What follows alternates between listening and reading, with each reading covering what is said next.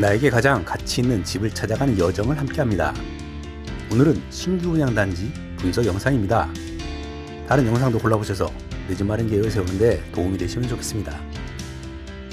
사업 주체와는 전혀 이해관계가 없습니다. 오해 없으시기 바라겠습니다.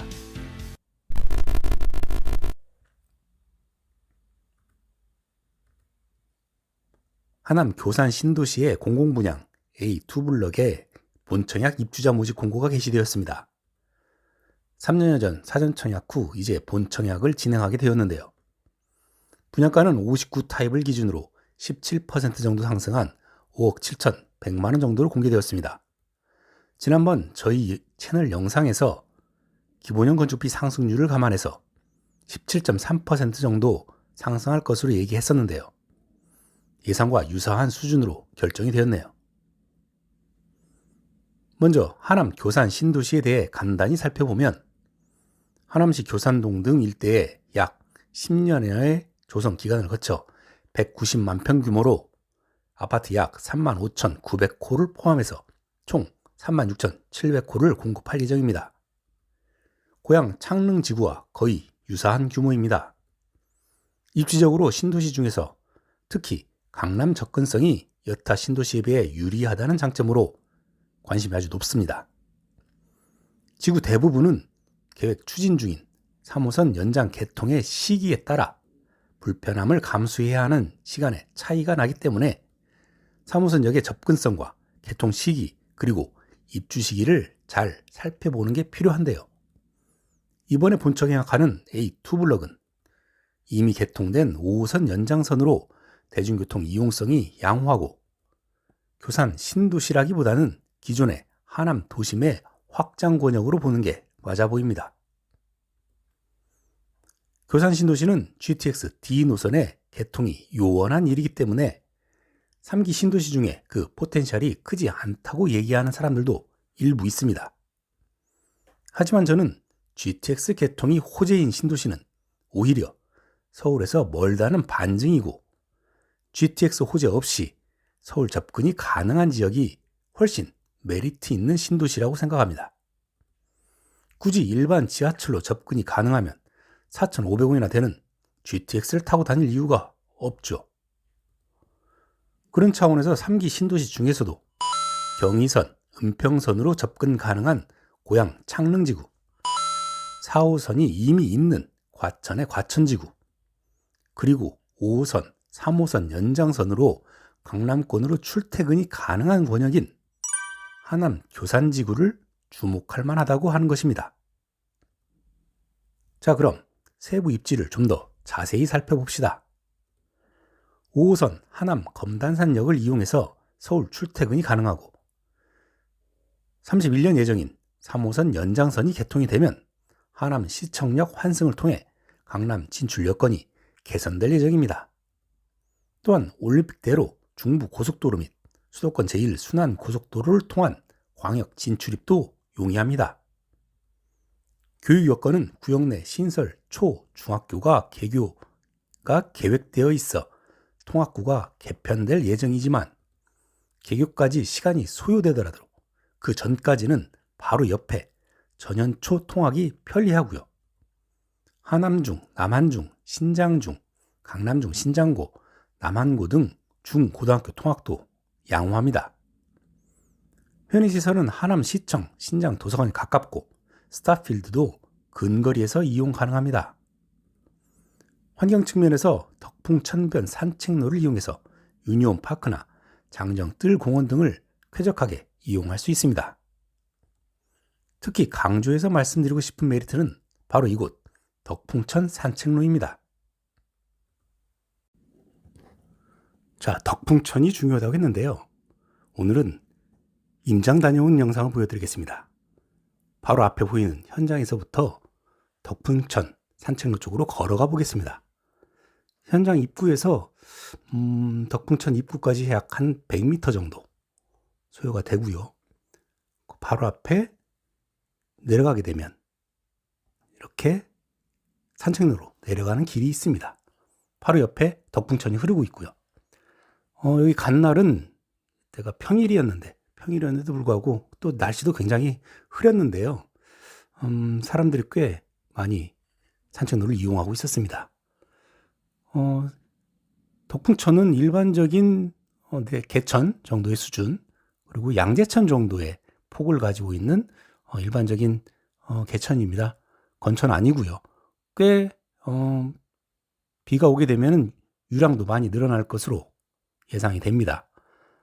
지나가는 길에 길도 잘 정비되어 있고요. 또 자전거를 타거나 저렇게 걸어 다니는 사람도 많이 보입니다. 운동 삼아서도 걸어 다니고, 주변 사람들과 그냥 이런저런 얘기를 하면서도 걸어 다니고, 혼자 나와서 걸어 다니시는 분도 계시고요. 이 보이는 단지가 바로 옆에 있는 지금 신장 에코타운 3단지가 보였습니다. 여기서 쭉 걸어가서 신세계백화점, 스타필드까지 걸어가 봤습니다. 네이버에서 찍어보게 되면 약 한 12km, 아니 1.2km 정도 되고요. 대략적으로 네이버에서 찍어보면 18분 정도 걸린다고 표시가 되는데, 실제로 제가 그렇게 빠른 걸음은 아니지만 천천히 그냥 여기저기 보면서 걸어갔을 때 정확하게 13분 정도가 걸렸습니다. 그러니까 네이버에서 실제로 찍힌 시간하고 실제 걷는 시간은 조금 차이가 있었습니다. 물은 그래도 꽤 깨끗했고요. 졸졸졸 많이 흐르고 물고기도 간혹 보였습니다.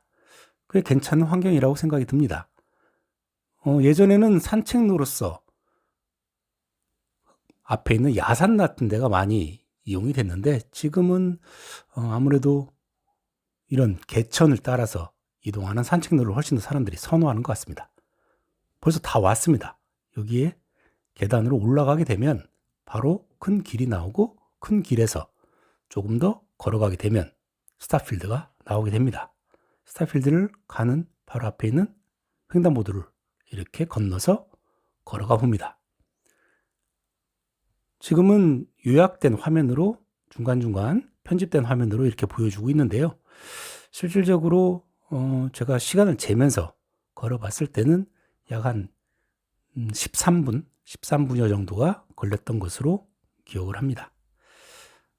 그래서 그냥 산책 삼아 덕풍천을 통해서 산책도 다녀오고, 또는 쇼핑 가기 위해서 신세계백화점이나 스타필드에 다녀오는 것도 크게 부담되는 거리가 아니었다라는 말씀을 드립니다. 여기까지 쭉 걸어오는데 정확하게 입구에서 13분 정도 걸렸습니다. 다음 분양가를 좀 알아보면요, 인근의 시세를 비교해서 확인해 보겠습니다. 먼저 99년 9월에 입주한 438세대 규모의 동일 하이빌 23평형은 시세가 5억 9천 정도. 96년 8월에 입주한 848세대 규모의 한국 아파트 23평형이 6억 3천이고요. 07년 8월에 입주한 1369세대의 대단지인 하남 대명 강변 아파트의 28평형은 그보다 한 1억 정도 더 높은 7억 3천만 원 정도 시세가 형성되어 있습니다. 또한 가장 최근에 입주한 17년 8월 754세대 규모의 하남 유니온시티 에일린의 뜰의 28평형은 그보다 한 2억 정도가 더 높은 9억 5천만 원 정도의 시세가 형성되어 있습니다. 따라서 강남 출퇴근이 가능한 신도시의 25평, 그것도 새 아파트가 5억대라면 충분히 경쟁력 있는 분양가라고 볼 수 있겠습니다. 분상제 단지의 경우 주변 시세 대비 그 분양가에 따라서 거주 의무 기간이라는 것이 있는데요. 하남 교산의 이블럭은 지난 고양 창릉지구와 같이 3년간의 실거주 의무 대상 단지입니다. 작년 10월에 분양한 인천 계양 신도시 본청약 단지가 거주 의무 기간이 없었던 것과 비교하면 주변 시세 대비 분양가가 경쟁력이 있다는 것을 승인 기관에서도 인정한 셈입니다. 그런데 승인 기관의 비교 기준에서는 그 연식은 감안하지 않고 그냥 단순 비교를 하기 때문에 연식까지 감안하면 그 차이가 더 크다고 보는 것이 합리적일 것입니다. 자, 이제 단지를 살펴볼 텐데요. 특히 자세히 살펴볼 필요가 있다는 말씀을 먼저 드립니다. 자, 단지 배치를 자세히 살펴보겠습니다. 10개 동 1115세대의 대규모 단지에 전용 59제곱미터 이하의 소형 평형으로만 구성된 단지인데요. 문제는 평형 타입입니다. 사전 청약 시 단지 배치도를 보면 총 14개 동으로 동수는 더 많지만 평형 타입이 3면 개방형인 58, 59B 타입을 포함해서 모두가 판상형이었습니다. 그런데 변경돼서 본청약 시 최종 확정된 단지 배치를 보면 총 10개 동으로 그 동수는 줄었지만 특별히 오픈 스페이스가 확대된 느낌은 적고요. 타워형 평면 타입이 대거 늘었다는 것입니다. 아마도 공사 단가의 상승으로 인해 동수를 줄여서 최대한 공사비를 절감하려는 설계안으로 추정이 됩니다. 평면 타입의 컴플레인을 의식해서일까요? 홈페이지에 평면 공개도 공고 후 11일 후에 모델하우스 오픈은 한 달 후에나 하네요. 동 배치도를 자세히 보고 그러면 평면도를 한번 유추해 보겠습니다.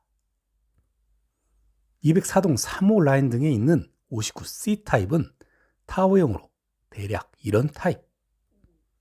245 라인 등의 59B 타입도 타워형으로 대략 이런 느낌일 것으로 예상이 됩니다.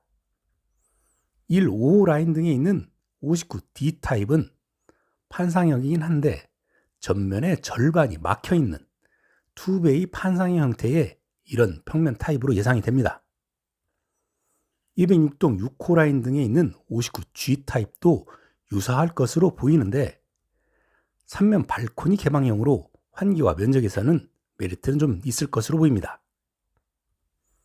4호 라인 등에 있는 59F 타입도 B 타입과 유사한 타워형으로 추정이 됩니다. 택지지구에서는 대체로 20평대라도 4베이 판상형이 일반적인데 2형 평면 구조로 소비자의 불만이 생길 듯 합니다. 자, 다시 공급 내역표를 보면서 정리해보면요. 사전 청약 시에는 평면 타입 모두가 4베이 판상형에 B타입은 3면 개방형으로 우수한 타입이었는데 타워형을 비롯한 2형 평형 타입이 상당수 포함되어 있습니다. 또 이것을 세부 타입별로 구분하지 않고 전용 면적이 같은 타입 전체를 통합해서 청약을 신청하고 당첨자를 선정하도록 되어 있습니다. 따라서 특히 7개 타입으로 세분화되어 있는 59 타입 사전 청약자들은 본청약에 고민하시는 분이 생길 듯 합니다. 물론 59G 타입처럼 3면 발코니로 발코니 확장 면적이 1.5배 정도 되는 타입도 있습니다만 사전 청약 대비 분양가도 상당 수준 상승했고 상품도 기대와 다르기 때문이죠. 그럼에도 불구하고 높은 청약률이 예상이 되고요. 사전 청약자분들은 절대 포기하지 말라고 얘기하고 싶지만 사전 청약자 중에 포기자가 상당수 발생하지 않을까 예상해 봅니다. 고양 창릉 사전 청약 포기율과 유사하게 27% 정도는 포기한다고 가정할 때 예상되는 일반 공급 물량은 총 296세대 정도가 될 것으로 예상이 됩니다. 여기에 일반 수요자의 기회를 주목할 필요가 생깁니다. 지난 3월 27일 출생률 장려 정책 차원에서 주택 공급에 관한 규칙이 개정이 되었고요. 이에 따라 교산 2블록은 일반 공급 물량의 50%를 2세 미만 신생아 가구에 우선 공급합니다.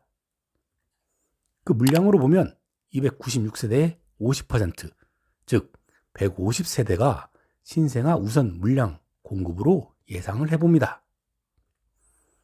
저축액은 적지만 결혼 후 신생아가 있는 신혼부부에게는 절호의 기회로 보입니다.